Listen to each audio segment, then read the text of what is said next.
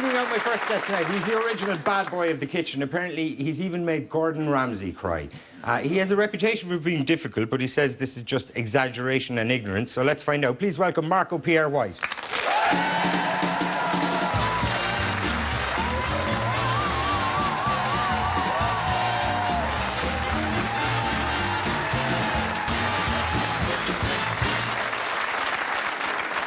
So, Marco, welcome back to Dublin. Do you come over and check out the restaurant periodically? Is that the About the 6 times a year I come to Dublin. Okay. And I'm always welcomed, it's always very nice. Uh-huh. And the restaurant is doing well, I believe. Really, really well. I mean, like tonight there's about 220, and so it's been fantastic. Yeah. Which is it's kind of funny because a few of the other kind of big-name chefs from Britain have tried to kind of crack Dublin. Your old friend, Jean-Christophe Novelli, and I guess Gary Rhodes and that. Why do you think it worked for you and it didn't work for them? I think when you step out of your comfort zone, you've got to choose the right partners.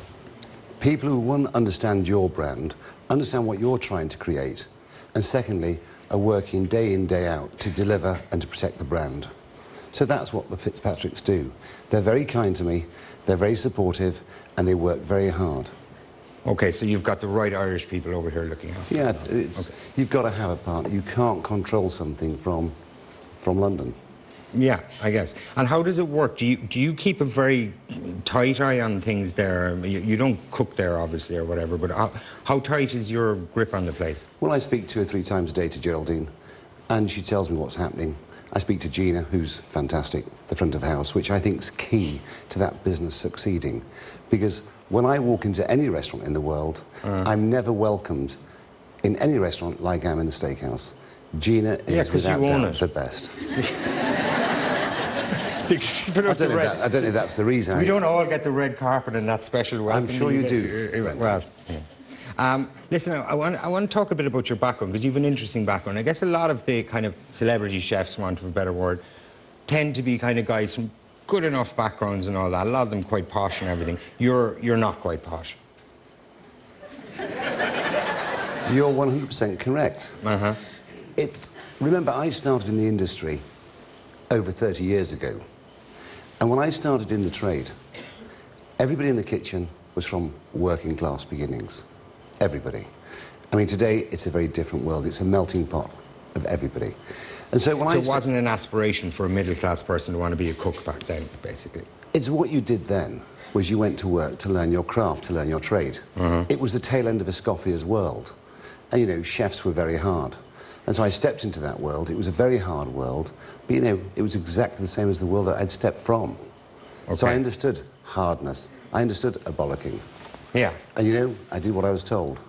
You talk about that hardness there. I remember you said in your book, I think, that the defining kind of moment of your life was you were 6, your mother died, and you said that took the kind of softness out of life for you a bit? Well, when I was 6, you know, my mother died, and that was, without doubt, the most defining moment of my life. It changed me forever. And, you know, all through my life, no matter what has happened to me in my life, I've always said, worse things have happened to me. But it gave me that drive. Being denied of a mother, what it does do, it exposes you to your insecurities. It was those insecurities which were the driving fuel, that want to prove. Yeah. And so, I suppose, whatever success I've had in my life, it was born out of my mother's death. And then I know you credit, though, as well, your father got ill shortly after that and kind of was expected to die, but your father lived for another... He lived considerably, I mean, years after. I mean, but when I was 10, my father got cancer. Yeah. And, you know, he sent me out to work. I had to do my milk round, I had to do my paper rounds, I had to do my caddying, and I had to contribute to the family. And so the one thing my father gave me, which was really key, was that work ethic. That ability to get myself up in the morning, no matter how tired I was, to push myself through those pain barriers. And again, the combination of the loss of a mother at 6, and then being sent out to work at 10, I mean, starting work at 5 o'clock in the morning to do the milk round, being dropped off at 8:45 at school in the milk van, you know, that work ethic. So that combination of those two, work ethic and great insecurity, was what got me to where I went to. And I think there was something else underlying it all as well, which you've said before, was that there was a fear of death, which came from the kind of fear of your father's death, and that one of the reasons that you kind of grafted so hard and wanted to prove yourself so much was that you had a big fear of death as a young fella, yeah? Well, that fear of dying before I'd realised my dream, because my dream started in 1979 at the Box Tree in Ilkley in West Yorkshire, which was a 2-star Michelin restaurant. There was only 4 in Britain, no 3 stars, and those boys introduced me to the great French restaurants. My dream was to create a great French restaurant, and I feared that I would die before I achieved what I felt was within me. I was very fortunate that I achieved it at 33. At 38, you know, coincidentally, I retired from the kitchen at the same age as my mother was when she died. So, I realised my dream.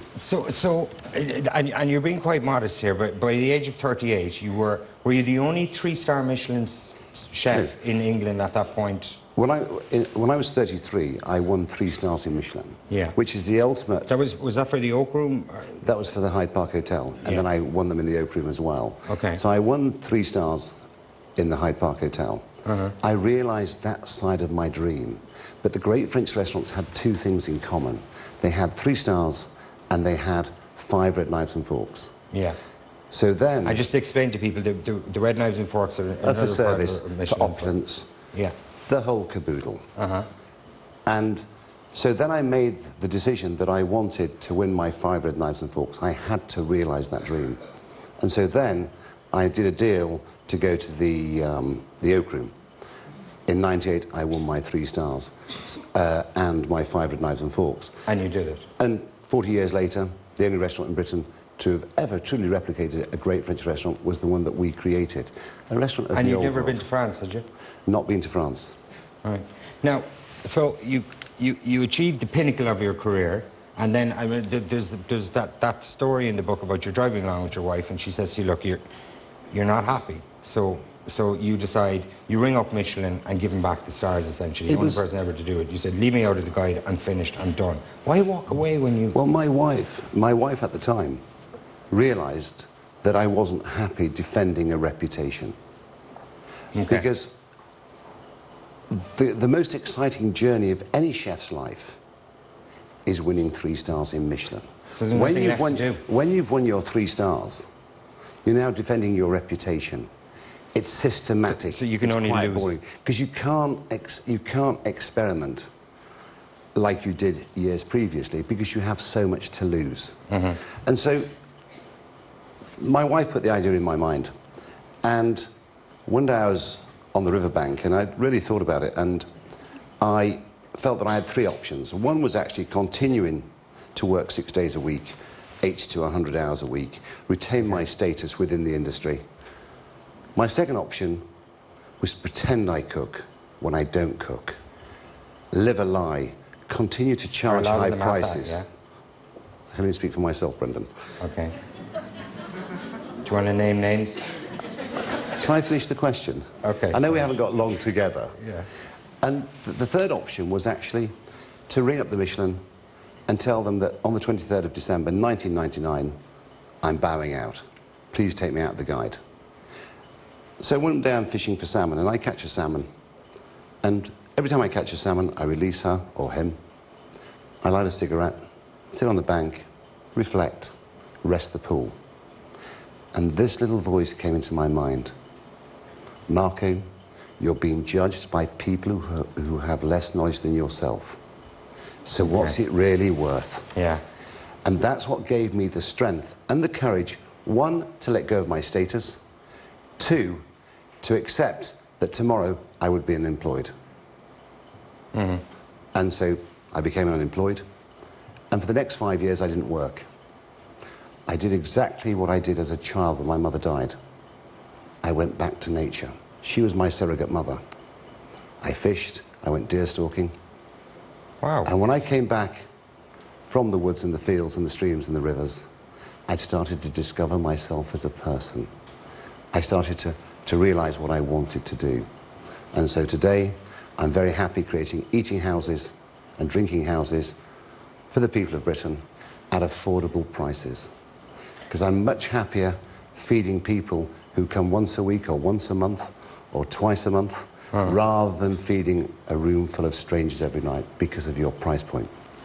Now, you portray yourself in all that as a very calm, zen, centred kind of person who is very at home with himself, but it would be fair to say that you would have a reputation for being quite volatile. You have a reputation for falling out with a lot of people, don't you? Could we have some clarification? Okay. Will we start with your protégé, Gordon Ramsay? Mr. Ramsay, I've never had an argument with him. You don't speak to him anymore, yes? I chose to cut and to sever. Why? Because when I got married, he brought a camera crew to my wedding, which hid in the bushes. You're not serious? And you know, when I see myself and my family on TV... Is this the first time you were aware of it then, when you saw it on television? When I saw it on TV. So one of the most intimate, private moments of your life, one of the few, because you've been married a few times, is there on... I'm not being smart. I'm very lucky. I'm not, you are very lucky. I'm very lucky, Brendan. I found 3 ladies who wanted to marry me. Yeah. That's 3 more than most of us, to be honest. Yeah. What Irish audiences will be interested in, you don't speak to Nick Munier anymore, am I right? Nick is an old friend of mine. And Nick, we should, just for people who don't know, Nick worked with you for years, and then on Hell's Kitchen was kind of he was your maitre d' and your I always took Nick with me man. wherever I went. Nick, as I said, is an old friend of mine. Mm-hmm. I've never spoken badly about him in the press. But you don't speak to him either. I said that. Yeah. I chose not to for the simple reason is when I read some of the comments that he makes about me, which are unfounded, in national newspapers... Like what, if you don't mind me asking? Well, it's an irrelevance. No, it's not. Well, I think it's an irrelevance. What's the point? There's no point, you know. I don't get into slinging mud. It's okay. Not really important to me. And like, all I know, I remember in Nick's book, he kind of said that he helped you set up in Dublin, and that then, when he moved off to open his own place, Pichet, that you stopped speaking to him then because you didn't like him going out on his own, and that this you didn't is like totally the attention incorrect. This is unfounded. I didn't know he was opening a restaurant until I got a phone call from Dublin when I was in Hell's Kitchen. Okay. And did that hurt a little bit? No, because everyone's entitled to do what they have to do. Every fledgling has to leave the nest. Yeah. And you have to respect that.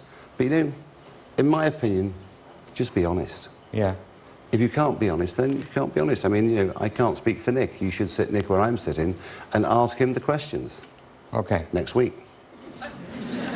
I think we could be all full next week, but... I'm sure you'll find a slot for him. No, I don't think we need Nick on the show, to be honest. Listen, can I ask you to finish up? You do seem... reading about you and reading the book and everything, you seem like you're quite a tormented person down the years in many ways. A person with an amazing lust for life, but nonetheless a complex, kind of interesting kind of guy. You seem to have come to a point now where you're quite still in yourself, quite mellowed and quite happy, would you say? Winning 3 stars in Michelin, what it taught me was that for 22 years of my life, I worked very hard for something that I never wanted. That's what it taught me. And what I realise today as an older man is true success is self-discovery. Because the day you start to discover yourself, you start to accept yourself. And then you have the opportunity to fall in love for the right reason, to do things for the right reason, to realise your true potential as a human being.